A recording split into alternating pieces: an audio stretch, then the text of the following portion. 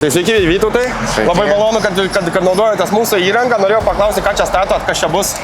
Lietaus komunikacija, naują trasą klojam. Kaip matau, ir mūsų įrangos naudojat. Kaip vertinat mūsų naują techniką?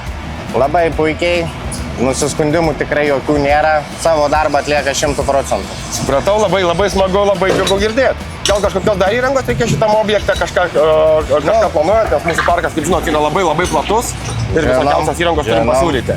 Šiai akimirkai tikrai ne, bet už savaitės galbūt reikės asfalto kelio pjaustyklėm, turėsim asfaltą pjautis.